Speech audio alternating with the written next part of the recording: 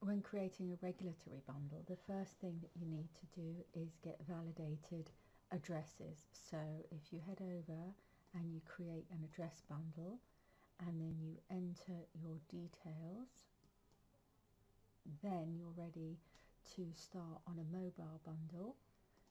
So I'm going to do it for the business.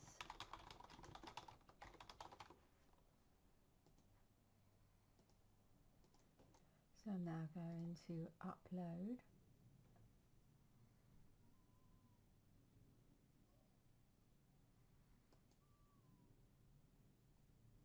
So I've now uploaded a document that is proof of address here, and I'm going to do the same with personal address. And now that I've done that, I've uploaded for the personal and the business address. It is now under review. To add a UK mobile number, you want to go over to settings and phone numbers, and then you're going to add a phone number, and you're going to want to change the country to the UK, and then you're going to want to go into the filters and you're going to want to select only SMS and mobile.